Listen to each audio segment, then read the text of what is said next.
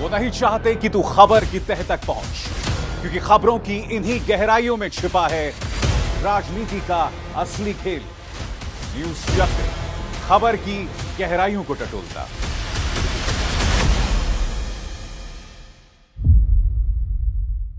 नमस्कार, आप देख रहे हैं न्यूज़ चक्र। मैं अभिसार शर्मा। आपकी स्क्रीन पर राहुल गांधी जो भारतीय जनता पार्टी से कह रहे हैं कि हम आपसे डरते नहीं हैं, क्योंकि कांग्रेस ने आरोप लगाया है कि गुजरात में उनके एक उम्मीदवार को अगवा कर लिया गया है और निशाना या आरोप सीधे भारतीय जनता पार्टी पर है।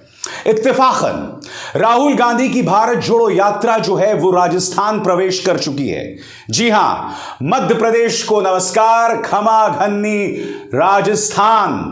बड़ा प्रश्न ये कि क्या राहुल गांधी की भारत जोड़ो यात्रा की जो तस्वीर है, जिस तरह की उन्हें प्रतिक्रिया मिल रही है, उसे ना दिखाकर गोदी मीडिया एक बहुत बड़ी भूल कर रहा है?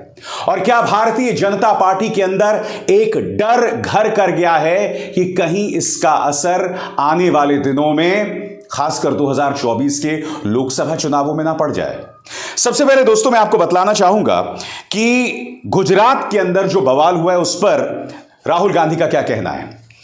कांग्रेस के आदिवासी नेता और दांता विधानसभा प्रत्याशी श्री कांतिभाई खराड़ी पर भारतीय जनता पार्टी के गुंडों ने जानलेवा हमला किया और अब वो लापता हैं। कांग्रेस ने चुनाव आयोग के अतिरिक्त अर्धसैनिक बल की तैनाती की मांग की थी, मगर आयोग सोया रहा। भाजपा सुन ले, न डरे हैं न डरेंगे, डट कर रहेंगे, लड़ेंगे। यह है राहुल गांधी की चेतावनी भारतीय जनता पार्टी को। मगर जिस तरह की प्रतिक्रिया उन्हें इस यात्रा में मिल रही है दोस्तों, ये तस्वीरें बहुत कुछ कहती हैं। मध्य प्रदेश में इस तरह की प्रतिक्रिया मिलना, वो भी उस जगह पर जिसे मध्य प्रदेश में भारतीय जनता पार्टी का गढ़ माना जाता है, बहुत कुछ कह रहा है। बात यहां नहीं रुकती। जैसे कि आप जानते हैं, अब वो राजस्थान में प्रवेश कर चुके हैं। कल पारंपरिक राजस्थानी अंदाज में उनका स्वागत हुआ और देखिए लोक नर्तकों के साथ राहुल गांधी को भी किस तरह से मंच पर अशोक गहलोत और उन्हें साथ में नचाया जा रहा है। यह वही मंच है जहां अशोक गहलोत भी बैठे थे और सचिन पायलट भी बैठे थे, और आप जानते हैं दोनों में जबरदस्त प्रतिद्वंद्विता चल रही है, लड़ाई चल रही है, और यह राहुल गांधी के लिए बहुत बड़े सिरदर्द का सबब है। बहरहाल आप देख सकते हैं पारंपरिक लोक नृत्य के सहारे उनका स्वागत राजस्थान में किया गया।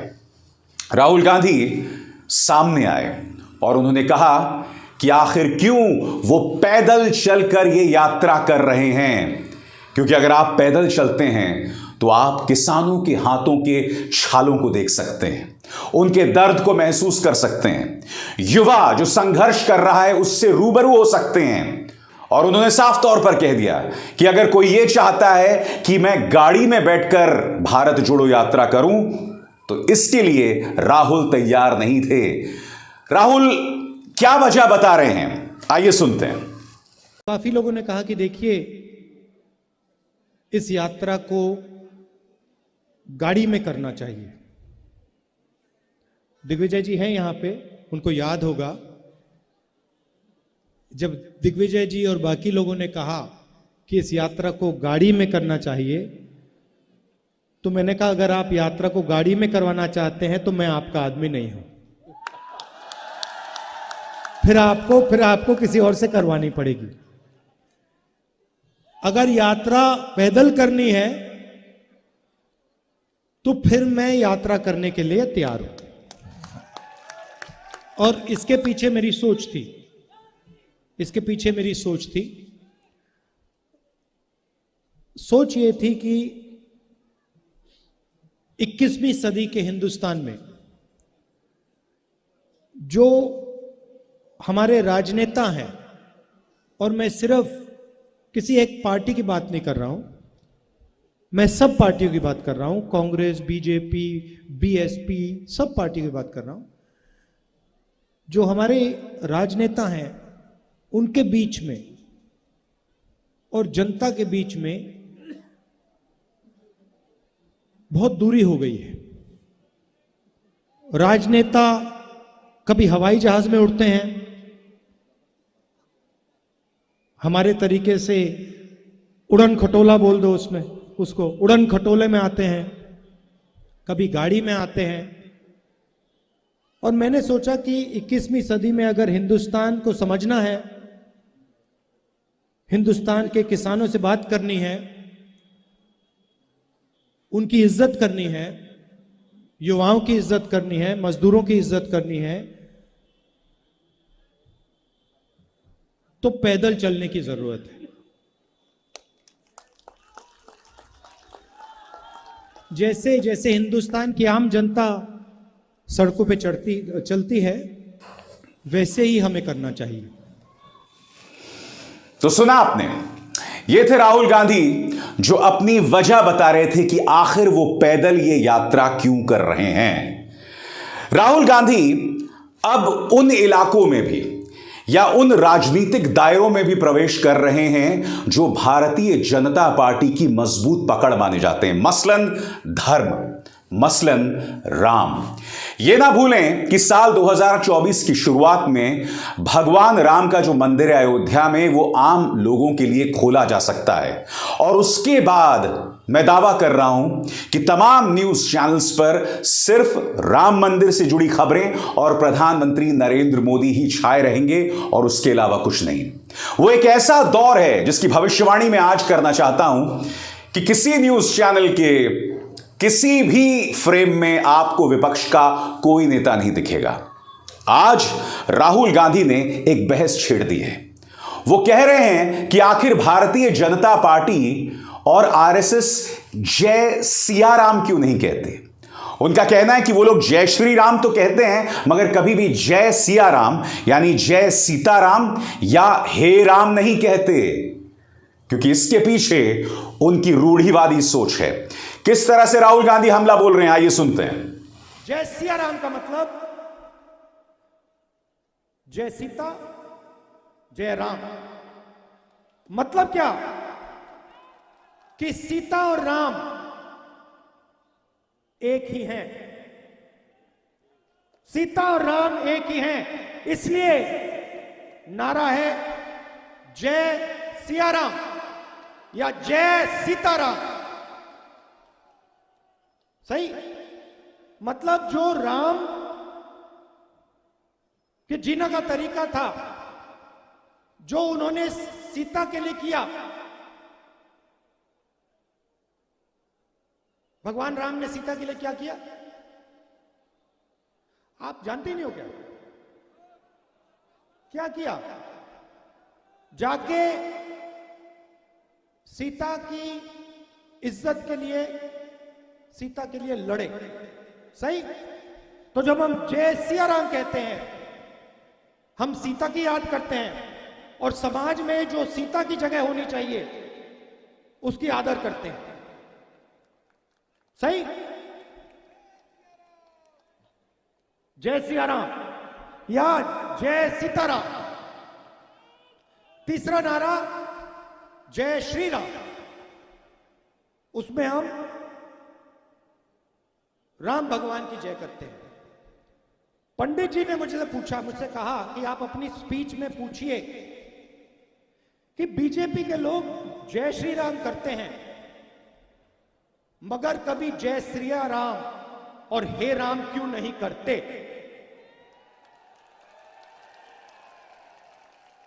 मुझे बहुत अच्छा लगा, बहुत गहरी बात बोली, क्योंकि वो सबसे पहले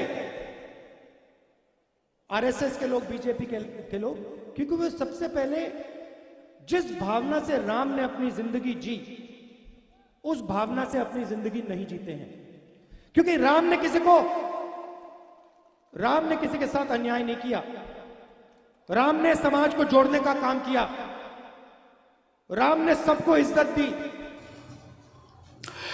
मगर दिक्कत यह है कि जैसे ही आप राम, सीता, राम मंदिर और उस सियासत में प्रवेश करते हैं तो आप यह नहीं भूल सकते कि आपके सामने यानी राहुल गांधी के सामने ये शख्सियत हैं प्रधानमंत्री नरेंद्र मोदी, जिनका पूरा जीवन धर्म और राजनीति को साधने में लग गया है, जिनकी राजनीति का एक अभिन्न अंग है धर्म, खासकर हिंदुत्व। राहुल गांधी का मुकाबला इसके साथ है वो जैसे ही राम की बात करेंगे, जैसी सीता की बात करेंगे, भारतीय जनता पार्टी उन्हें घेरने का प्रयास करेगी। मगर बीजेपी के लिए मुश्किल यह हो रही है कि उसके तमाम नेता कट्टर हिंदुत्व के सहारे, हिंदुओं और मुसलमानों को बांटने के सहारे जो राजनीति कर रहे हैं, उसे इतनी लोकप्रियता नहीं मिल रही है। उल्टा राहुल गांधी की यात्रा को जिस तरह की प्रतिक्रिया मिल रही है, यह बीजेपी के लिए बहुत बड़े सिरदर्द का सबब बन गई है। मगर राहुल गांधी को सतर्क भी रहना पड़ेगा, क्योंकि उनका मुकाबला एक ऐसी पॉलिटिकल पार्टी के साथ है जिसके हाथ में पूरा प्रचार तंत्र है, जिसके हाथ में एजेंसीज हैं। और यह ना भूलें कि राहुल गांधी की भारत जोड़ो यात्रा की चर्चा ना मुख्य धारा का मीडिया ही कर रहा है, ना न्यूज़पेपर्स कर रहे हैं। राहुल गांधी की भारत जोड़ो यात्रा की जो तस्वीर है, वो सोशल मीडिया के माध्यम से लोगों तक पहुंच रही है। आजाद भारत के इतिहास में पहली यात्रा है, यह पहला आंदोलन है जिसके खिलाफ मीडिया खड़ा हुआ है। क्योंकि अगर आप इतिहास के पन्नों पर नजर दौड़ाएं तो चाहे जेपी आंदोलन रहा हो या फिर अन्ना आंदोलन, मीडिया ने हमेशा से ही ऐसे आंदोलनों का साथ दिया है। मगर आपने देखा होगा पिछले 8 सालों में शाहीन बाग आंदोलन, उसके बाद किसान आंदोलन और अब राहुल गांधी की भारत जोड़ो यात्रा, इन तीनों आंदोलनों या यात्राओं के खिलाफ मीडिया ने जबरदस्त प्रचार चलाया है। कभी शाहीन बाग के आंदोलनकारियों को पाकिस्तानी बताया, कभी किसानों को खालिस्तानी बताया, यानी कि बदनाम करने की कोई कसर नहीं छोड़ी गई। और उसी तरह से राहुल गांधी भी इस चुनौती का सामना कर रहे हैं। कभी उनकी यात्रा के दौरान कोई रहस्यमय तरीके से पाकिस्तान जिंदाबाद बोल जाता है। शिवराज सिंह चौहान एक ऐसा वीडियो पेश करते हैं जो फर्जी है या सही अब तक हमें नहीं मालूम, मगर उसका राजनीतिक इस्तेमाल किया जाता है। कभी राहुल गांधी के परिवार पर हमला किया जाता है, उनकी बहन शामिल होती हैं तो उनके बहन के बच्चों पर बीजेपी के प्रवक्ता हमला बोलते हैं। भाजपा के अध्यक्ष कहते हैं कि राहुल गांधी ये यात्रा इसलिए कर रहे हैं क्योंकि वो अपने पूर्वजों के पाप धोना चाहते हैं। हेमंत बिस्व शर्मा उन्हें सद्दाम हुसैन तक बता देते हैं। तो ये तमाम तस्वीरें हैं, ये तमाम हमले हैं, ये तमाम प्रहार हैं जिसका सामना राहुल गांधी कर रहे हैं। मगर सबके जहन में यही सवाल है कि क्या ये यात्रा कांग्रेस की खोई हुई गरिमा को दोबारा दिलवा पाएगी? क्या कांग्रेस अपने उस मुकाम तक पहुंच पाएगी जब 2003-2004 में उसने भारतीय जनता पार्टी को चुनौती दी थी, जब 2009 के चुनावों में उसने भारतीय जनता पार्टी का सूपड़ा साफ कर दिया था? और सबसे बड़ा प्रश्न, इस साल के अंत में जब भारत जोड़ो यात्रा खत्म हो जाएगी, उसके बाद क्या? तो इसका जवाब दे रहे हैं पार्टी के प्रवक्ता जयराम रमेश। बकौल जयराम रमेश, अब इसके बाद हाथ से हाथ जोड़ो यात्रा शुरू होगी। सुनिए वो क्या कह रहे हैं। आज काफ़ी लंबी बातचीत हुई, चर्चा हुई, सभी सदस्यों ने सुझाव दिए कि भारत जोड़ो यात्रा के बाद क्या होगा, तो इसका फॉलोअप क्या होना चाहिए। उसके लिए एक विशेष कार्यक्रम तैयार किया गया है, हाथ से हाथ जोड़ो अभियान, जो त्रिस्तरीय योजना है। 3 स्तर पर किया जाएगा। यात्राएं होंगी ब्लॉक और बूथ के स्तर पर,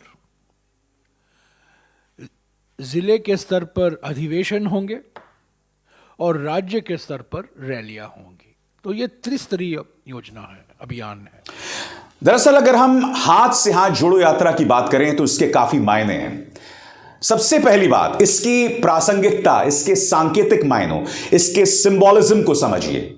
हाथ से हाथ जोड़ो यानी कि हाथ जो कांग्रेस का पार्टी सिंबल है, चुनावी सिंबल है, और इसी के जरिए राहुल गांधी का संदेश जो वो भारत जोड़ो यात्रा के दौरान दे रहे हैं कि देश को जिस तरह से बांटा जा रहा है धर्म के आधार पर, जातियों के आधार पर, राजनीतिक सोच के आधार पर, इसलिए भारत जोड़ो यात्रा का सीक्वल जो है वो है हाथ से हाथ जोड़ो। देखिए, तमाम बातें सुनने में बहुत अच्छी लगती हैं, मगर आखिरकार इस भारत जोड़ो यात्रा या फिर हाथ से हाथ जोड़ो यात्रा का मकसद होना चाहिए कांग्रेस का पुनरुत्थान। आप ये तमाम यात्राएं करते रहें, मगर अगर आप चुनाव में बीजेपी को चुनौती ना दे पाएं तो उन यात्राओं का क्या मायने है? इसलिए क्या समानांतर तौर पर कांग्रेस देश की जनता को एक ऐसा प्लान, एक ऐसी योजना, एक ऐसा विकल्प पेश कर पा रही है ताकि देश की जनता 2024 में कांग्रेस पर दोबारा एतबार करे।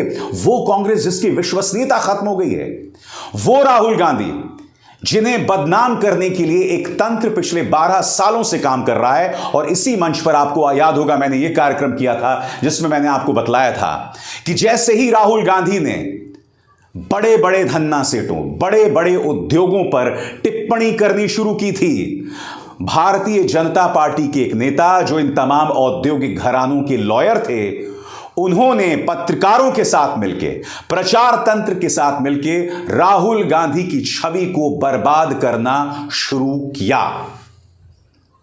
यह वो साजिश थी जिसका सामना राहुल गांधी पिछले 12 सालों से कर रहे हैं। तो एक तो चुनौती राहुल गांधी के सामने यह है कि अपनी खुद की छवि को बेहतर बनाना, और दूसरी तरफ कांग्रेस जो बिखर चुकी है उसे साथ लाना। और यह चुनौती बहुत मुश्किल है दोस्तों। और सबसे बड़ी चुनौती है, हर राज्य में कांग्रेस 2 खेमों में बटी हुई है। याद कीजिए पंजाब के चुनाव, उस वक्त पार्टी 2 खेमों में थी। एक तरफ चरणजीत सिंह चन्नी, दूसरी तरफ नवजोत सिंह सिद्धू। याद कीजिए छत्तीसगढ़, वहां पर भी 2 फाड़ है। भूपेश बघेल जो कि मुख्यमंत्री हैं और उन्हें चुनौती दे रहे हैं टीएस सिंहदेव जो कि राज्य के स्वास्थ्य मंत्री हैं। राजस्थान जहां वो प्रवेश कर रहे हैं, जैसे ही वो राजस्थान में प्रवेश करते हैं 2 चीजें होती हैं। अशोक गहलोत एनडीटीवी को इंटरव्यू देते हैं और यहां कहते हैं कि सचिन पायलट गद्दार हैं। सचिन पायलट कहते हैं कि मैं इस तरह के निचली स्तर की बयानबाजी में नहीं पड़ना चाहता। सचिन पायलट एक वीडियो तैयार करते हैं जिसमें वो राहुल गांधी की भारत जोड़ो यात्रा का स्वागत करते हैं। यानी कि दोनों नेता अलग अलग काम कर रहे हैं। हर राज्य में देखिए दोस्तों, वहां पर कांग्रेस 2 फाड़ दिखाई देती है, कांग्रेस मुश्किल में दिखाई देती है। और जिन राज्यों में एक जमाने में उसका वजूद हुआ करता था, वहां पर वो बद से बदतर होती जा रही है। चाहे वो महाराष्ट्र हो, बिहार हो, बंगाल हो, तमाम जगहों पर कांग्रेस विलुप्ति की कगार पर है। यानी जहां वो सत्ता में है, जहां वो बीजेपी को सीधी चुनौती दे रही है, वहां 2 फाड़ है, और अन्य राज्यों में वो बद से बदतर होती जा रही है। राहुल गांधी के सामने ये चुनौती है। न सिर्फ भारत जोड़ो यात्रा के जरिए भारत को जोड़ना, भारत के अंदर जो एक राजनीतिक विचारधारा के जरिए लोगों में बंटवारा पैदा किया है उसे पाटना, उन खाइयों को पाटना। दूसरी तरफ कांग्रेस जो बिखर रही है उसे जो है समेटना, संवारना, ताकि वो 2024 में प्रधानमंत्री नरेंद्र मोदी को चुनौती दे पाए। न्यूज चक्र में बस इतना ही। अभिसार शर्मा को दीजिए इजाजत। नमस्कार।